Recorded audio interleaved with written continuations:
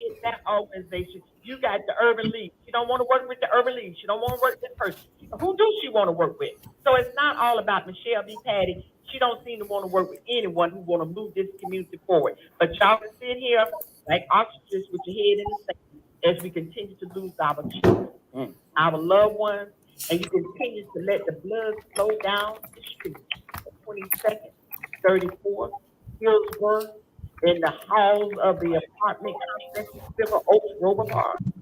You know, it's a sad day in Tampa if we have gotten to that point where we just don't care. Silence is complete. That's sad. That's sad. But just remember, our children are watching. I don't know if I'll be back next week, but if it's God's will, we pray that each and one of you all have a great weekend. And we thank everyone for listening. We thank you for your input. We ask you to go in action. Live, love, respect, make memories. That's what's really happening. That's it. Serving Tampa Bay since 1954, the Heritage Station, WTMP, Egypt Lake, Tampa, Clearwater, 97.5 in Pinellas. Come out March 12th for the 3rd annual Jazz on the Lawn event featuring top performers. Vibe with David Bazen, followed by Marlon Boone, adding to the mood by Sean Brown, musical bonanza by T. Fox, Monique and Company making you groove to the rhythm, and finally the show-stealing performance by BK Jackson. We have a VIP section, vendors, and kids zone area to maximize your family's entertainment. Get your tickets now to the 3rd annual Jazz on the Lawn event. Tickets are available on eventbrite.com. Hey guys, it's Maddie. I hope everyone's feeling good today. I know I am because I've got my girl Kaylee with me right now. Hi. So Kaylee, what's up? What's new with you? Okay, I have been totally obsessed lately with this cashback app I found called Get Upside. What's a cashback app? It's an app, and you use it when you buy normal everyday stuff like gas, and buying gas is so expensive these days, right? That's why I use Get Upside. I get up to 25 cents cash back on every gallon I buy. So you get paid real cash back when you buy the gas that you had to buy anyway, just for using the Get Upside app. Pretty smart, right? Very smart. I'm downloading Get Upside right now. Download the free Get Upside app now to save up to 25 cents a gallon when you buy gas. Use promo code TANK for a 25 cents a gallon bonus on your first tank. That's up to 50 cents a gallon on your next fill up. You can cash out anytime right to your bank, PayPal, or any gift card for Amazon and other brands. Just download the free Get Upside app and use promo code TANK for a 25 cents a gallon bonus on your first tank. That's code TANK. The views, opinions, and conclusions on this radio broadcast are solely the views of this particular program and its hosts. The views and opinions expressed on this broadcast does not reflect or represent the views of WTMP, its officers, staff, or advisors. Listen to the Call for Help show with attorney Paul Rebein every Saturday morning at 10 right here on WTMP. And if you need a personal injury attorney, call the Rebein Brothers PA at 813-305-7285. 813-305-7285. Good morning and welcome to the Call for Help show. I like that last commercial. That sounded good. I'm joined in the studios today with my co-hosts, Pastor Brenda Fruster and Robin Lockett. How are you guys today? Good morning. Good morning to you, my dear friends and Facebook family. I'm doing good. Good morning. Tired, but I'm good. Well, we had a lot going on this week. Hi, Valencia. She's joining us on Facebook. You can give us a call live on WTMP at 1-888-247-8712. That's the new number. Call us. We had a lot going on this week. Starting with a little visit to City Hall that Robin made. What were you doing down there and what happened? We were making good trouble. We were making good trouble. The staff brought back the research around rent stabilization on Thursday. So we wanted to be down there in mass numbers to show the electives that the community is concerned. So we started out Wednesday making phone calls, it was my intent. I don't know if it really happened because I got in, but the intent was, hey, we're gonna bog y'all down with phone calls to let y'all know that we are concerned about the crisis around rent.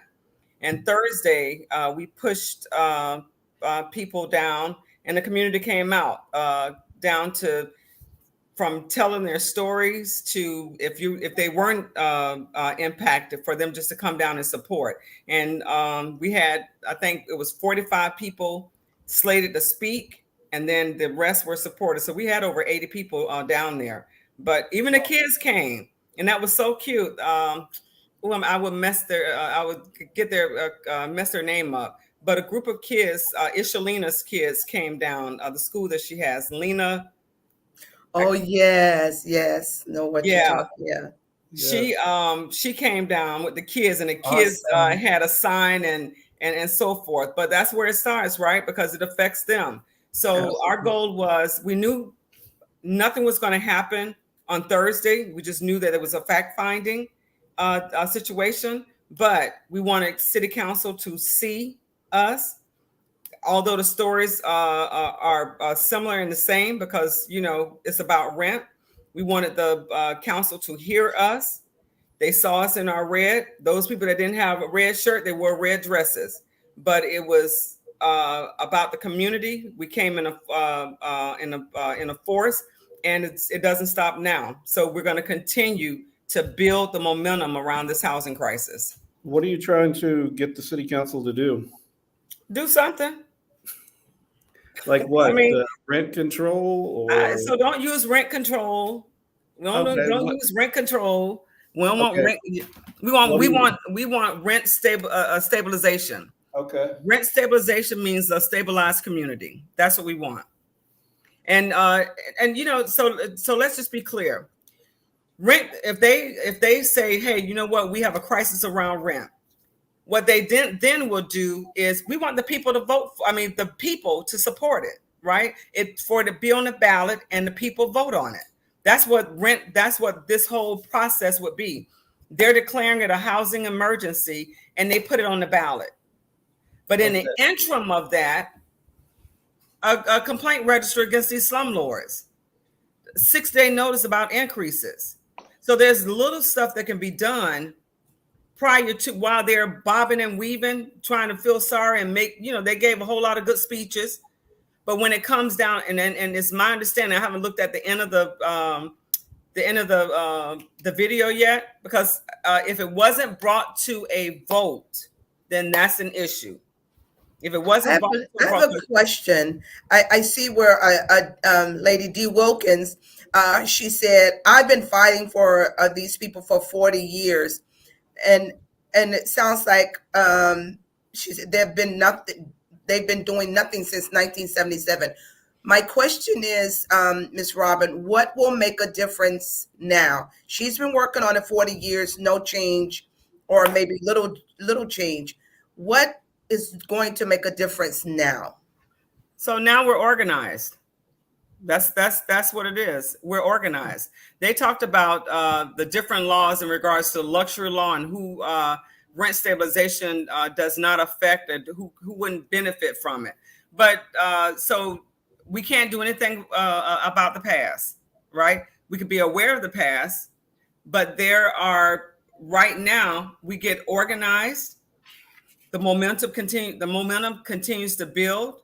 We get people involved. And guess what? It's election time in 2023. But you know, that's really life right there, the way you explained it, because you know, the generation before us, when we look at even for blacks to vote, the generation before, the generation that really voted, they had to fight their way to get there. So then they passed the baton on, okay, we have fought as far as we could go. You take this baton and run with it. And then that next generation ran to where we are today. You know, we're free to vote. And so I see this stabilization as, okay, it's been 40, 50 years in the working. And what somebody might think that is not progress, there has been progress.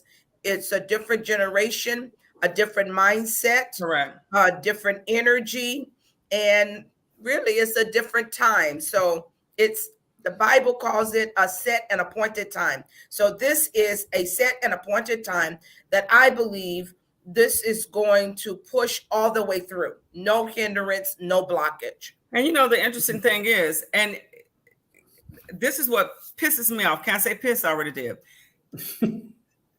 Why is it that we have to come out and in droves for the electives who supposed to have the pulse of the community to have a discussion about this? They get phone calls, they see it on the news. Heck, some of them are landlords. They probably increase their rent, right? So why is it that we have to fight like this to get something done? It should already be declared as an emergency, and then let the people, because they can't just declare it an emergency and that's it. But they have the opportunity to see it as a crisis, put it on the ballot, and they have to figure out what the wording is. So I give a city council that, right? Put it on the ballot and let the people vote on it. That's the process. Now, is the city council saying that they're not sure they have the power to do this? No, they, so Thursday, we had two attorneys come down. They flew down from the Community Justice Project, and they were surprised by the speeches that the electives gave, because the only one that was in opposition for it was Bill Carson. You know, he had concerns about it. You know, he just had concerns about it. But they were surprised about the wording or the things that city council, the responses they had. But again, they can say what they want to say. It should have been brought to a vote so we can actually see where they stand. Right? Because they can say, hey, blah, blah, blah. But if you're not holding them accountable in regards to an actual vote, and like I said, and I paraphrase that because I have not seen the end of the meeting. I was told that because I was tired. If I You didn't stay till the end of the meeting. Because we had a press conference afterwards. We stayed down there. We had every press outlet downtown on Thursday. So they interviewed our people beforehand. We went inside, and then we had a press conference after. And Paul, I have to say, because I don't drink. If I drank, I would have gone to get a drink after this press conference. I was that tired. Hey, it's never too late. It's never too late to start. Look, Paul, I thought about you. I said, I need me some bourbon. We have been promising everybody you're going to drink bourbon for the first time live on this show. Dee is after me. She said, Paul, where were you? He was in court. I was in court. We'll use Paul for litigation, or we'll use Paul for something else. So he's on board. He supports it. Yes, I was busy that day, but I applaud everyone that came out. Give us a call here, 888-247-8712. Tell us what you think about this issue. Let the city council know what you think about this, but definitely it is a crisis, and you can't just sit around and do nothing about it. It has to be addressed, or just say you want to do something about it, but not actually do anything. Something has to be done. And if you're not impacted by it, if you own a home, right? And we're not saying, hey, a landlord cannot increase rent. That's not the case. Right. But when you're increasing rent on people 40 and 50%, that's a problem. Absolutely. And I was on a show early, on Diane's show early this morning, and this is a clear vision, a visual, right, of what happens when there's no regulations, and what happens when people have the right, or they have the right to do what they want to do. And this is a prime example. The selling of houses. They're having cash payments, right? They're paying for the homes by cash, and they're not having appraisals on it. An appraisal by a physical person is the only entity that can provide you the value on your house. That's it. And in regards to landlords, they're increasing the rent. We're not saying that you can't increase your rent, but they're increasing your rent $500, $300. What average person, has the Get a money? raise. They don't even they get 25-cent dollar rate 25 cents to 50 cents raise. I mean, Correct. how can you afford a home off of a 25-cent raise an hour? That's just ridiculous, but it does need to be controlled. And you're right. For the ones that own homes, they don't really feel the pinch. However, if you are involved in the community, whether you are a civil leader, a spiritual leader, or someone in apartments, you have to feel the pinch. And I feel the pinch. My husband and I feel the pinch because within our members and our congregation, people are sharing with us what they're experiencing. So, although I was not able to make it down there, Miss Robin, but I fully support the stabilization because it's real and people need it. People are not getting increased. They're not getting everything is inflated except for their money. So absolutely. We had Pastor Jones came down to give just what you said, Pastor Fruster, right? To talk about the congregation part of it, how the congregation is suffering. We had Tammy Schamberger come down there. She spoke about the educational aspect. The kids came down there because an unstable child in the community makes them unstable in school. We had climate people come down there and speak about it. So how do all these issues intersect with that? You have people that's working jobs, regular jobs, and having to live in their car. If you do not have mail that goes to a specific address that you reside in, you are homeless. Absolutely. You are homeless. I saw where G shared about someone sleeping in their storage unit, and I attest to that. I received a message from someone that used to attend our church, and she was asking for help because she says, I'm living literally out of my storage unit. It's real. Yes, it is. Yes, it is. And they don't actually allow you to sleep in the storage units. They'll come if they find you sleeping in there, they'll make you get out. So that's a difficult situation. Let's move on though, because we had some other things happen yesterday. Something positive happened. President Biden, I don't know what you'd call, selected Ketanji Brown Jackson as his nominee for the U.S. Supreme Court. She would be the first African American woman on the Supreme Court if she's confirmed. She's from Florida too. She's originally from Miami, and she used to be a federal public defender, and so she's represented people in criminal cases. She worked on the Sentencing Commission to try to reform that. I think she'd be an amazing addition to the court. Absolutely. Hopefully, there won't be any issues with her nomination getting through. It only requires a simple majority of the Senate, which Democrats have right now. So, do they? They don't. They do on some things. I guess they do on some things, not on others.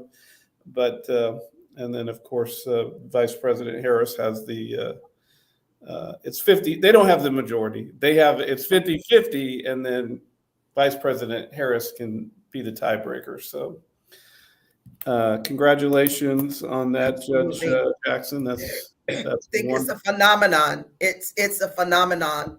This is a world changer right here. And I've studied her because I like to study. I like to research, and just following her from a young age, she's always kept her integrity. She's always kept her character. Her character has always been intact, and she will be a extreme sound for righteousness, for things that are right. But for me, as a Black woman, like when President Obama was elected, all of the older people in my mom age and older, they were elated that they were able to live to see a remarkable change in America. And they were behind President Obama 100%. When I look at this young lady, she's 51 years old. She's a little behind me, but at the same time, I'm thinking you have just made an impact on not only my life, but my daughter's life, my granddaughter's life, and the granddaughters that are to come. That when they look at opposition and they think, I can't make it, no, boo-boo, check this woman out right here. Look how she came up the ranks and she did it right. And I know they say, oh, she's related to Paul Ryan. The only thing Paul Ryan had to do with this was put her name in a jar. That was it. I'm so proud of her. Whether she gets confirmed or not, I believe she will get confirmed. She's made. How's she related to Paul Ryan? I didn't know that. Her husband. Oh, her husband is Paul Ryan's wife, brother. They're twins. Now that's interesting. Yeah, that's interesting. I wonder whether Marco Rubio is going to be voting for her. Someone from his Miami. Hometown. Yes. I think I read that he abstained on the last vote where she was confirmed for her current position on the DC Circuit Court of Appeals. But well, hopefully, I can't think of her name. The person that's running against him, hopefully she wins.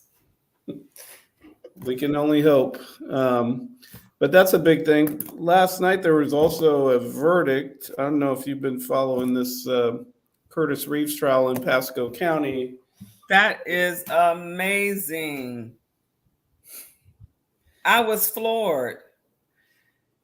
Not even manslaughter? Nothing. He walked free. Just in case you haven't heard about this case, this was a retired Tampa police officer, 71 years old, watched at a matinee movie with his wife. That guy. The guy in front of him during the previews was scrolling through his phone, I guess in violation of the movie theater policy, and he asked the guy or told him to stop. He wouldn't. He got up, went and told the manager. It's unclear to me if the manager did anything or came back or whatever. And when he got back, the guy wasn't on his phone anymore. And he said, well, if you just put down your phone when I told you to, I wouldn't have had to go tell the manager. Well, the guy in front of him, I guess, didn't like that and got up and I'm not exactly sure what happened, but I think he ended up throwing popcorn on him. Popcorn. And then he pulled out a gun, Mr. Reeves did, and shot and killed him. It's been going through the court system since like 2000. Like 8 years, I think. 8 years. Because he tried to invoke the stand your ground law, and it was denied and appealed and denied. But so it was just a pure self-defense case. But apparently the jury felt like it was reasonable for him to be in fear of his life. Over some popcorn. I can't believe it myself. He must have had some really good attorneys. Congratulations to those attorneys, because you think about 8 years. They were forming this thing all this long time to make sure he was set free, which he should not be set free, because this is a life lost over something. I'm in my own chair. I'm not in your chair. I'm not even in your space. I'm in a space ahead of you, which should not have had anything to do with you. And okay, once you did that and reported me and you came back and you saw that I was not on my phone, let the thing die. But because you're a police officer, that gives you power now to come back and say former something. Police officer. That's the key. And he was a special. He specialized in something. Was it SWAT? I don't remember, but they said he had a lot of training in de-escalation of situations and never shot anyone while he was a police officer. He was also the head of security at Busch Gardens, so I'm sure he dealt with a number of drunk intoxicated people or whatever, and nothing happened then. But Florida, apparently, you can carry a gun and basically do whatever you want. If you could say you're scared, But, and what would a normal, prudent person normally do, right? Because I'm in movie theaters and somebody that don't bother me. To be honest, if it bothers me enough, I'll get up and move, right? Now, would you go say something? Let's say it was like a teenage kid. Black people don't do that. They don't do that. We ain't going to look for trouble and look to get somebody. No, they ain't doing that. They'll get up and move. Filming. Yeah, but the thing is, and you look at what a normal, prudent person would do, right? So the movie wasn't on, just the previews. So I would sit there patiently and wait until, he's going through whatever. And if the movie comes on, because that note if the movie comes on and they're still doing it, I don't like it. I'm either going to suffer through it with them there, or I'm going to get up and move. I'm not even going to say anything to them. Or let the manager take care of it. That means you're going to tell. So we don't go and tell. We ain't going to tell nobody with with a phone, with them scrolling through their phone through the credentials. No, we ain't gonna do that. We're gonna get up and move. We just get the kids and say, "Come on, follow me." Yeah. And we just find another 7-seat row, and everybody sit down. Exactly. That's foolishness. Because Yeah. we're gonna be on our phones too. We're gonna be texting our phones. It was remarkable because I would think for self-defense, the person would have to at least hit you, push you. The guy threw popcorn on him, but there was no punch. There was nothing. And, to go back and sit behind the guy again after you went and told on him. The wife said, "Hey, why don't we just move?" That's what the wife said. Let's just, so they look at these older people. This is a younger guy. He gets on the stand. I saw part of his testimony. And the amazing part is the attorneys that they interviewed outside of just getting their opinion, they thought he did horrible in his testimony. They thought he did horrible. And look what happened. He was acquitted. Found not guilty, rather. That's so sad. That popcorns would insult you. Wow. What about the darn dogs and the fire hydrants? I mean, popcorn insult you. Wow. Obviously, you weren't afraid of this guy because you did all this stuff and then came back and had something to say about it. You weren't afraid because you had a gun. So you didn't have a gun and a young man come upon you. What? You're not gonna roll with the punches. You're too old. So the example here is was the defense? No, was the prosecution, because they were prosecuting him. So he had a defense attorney. So yes.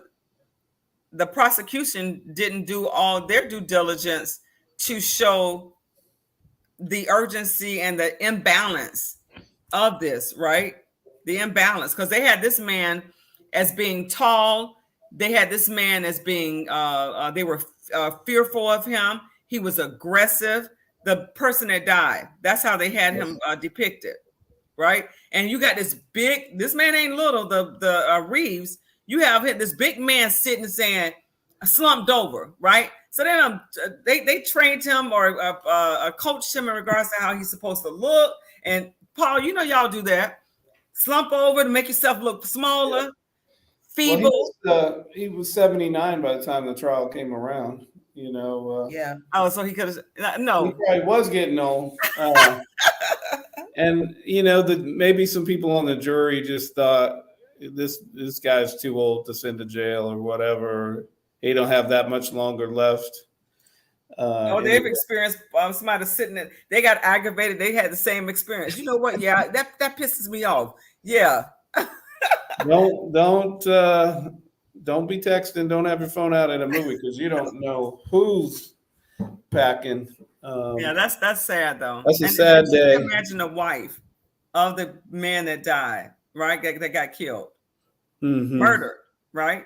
Just look at her situation, and no justice was found. Right. It's And sad. she's going to have to live with a lost case and a lost husband. That's just sad. And this was white on white crime. But the difference was he was a former police officer. I'm sure that benefited him as well. Although to me, it should have been the opposite. That Yeah. you should know better than this. Being an officer, yes. You know, you've dealt with people before. You've dealt with irate people. Yeah. It's not that serious. Just get up and move. Walk out the theater, come back later, whatever. But For once in your life, listen to your wife. Well, that's true. That's true. Well, and the other guy's wife was trying to get him to sit down too, but so I guess neither one of them listened to their wives. Yeah. But that's a sad day, a sad commentary on the state of Florida. Absolutely. With that incident, just in regards to death and just, I wonder if either one of them had an inkling not to go to the movies that night. Yeah. And they still. It was a matinee. It was a matinee. Well, the matinee, but just not to go, and they still went. I wonder when through either one of those journeys, did they have a second thought about going to the movies? Because that's sense, right? Or that guardian angel for them not to go and they still win. I always wonder about that because I still believe that God did not, because it's a 10 commandment, thou shalt not kill. I don't think that when the person who died, it was in his history or his life expectancy that he was going to die at the hand of somebody else. No. Murder. That's what I hold up. My guardian angel trying to tell me something. The angel is telling me to wrap it up. Yes, right. The angel just said, wrap it up. Your show is coming to an end. So, we've had some fun today. Yes. Thank you guys for joining us. And we will see everyone next week on the Call for Help show. Bye-bye. Have a great week. Bye. Have a wonderful weekend.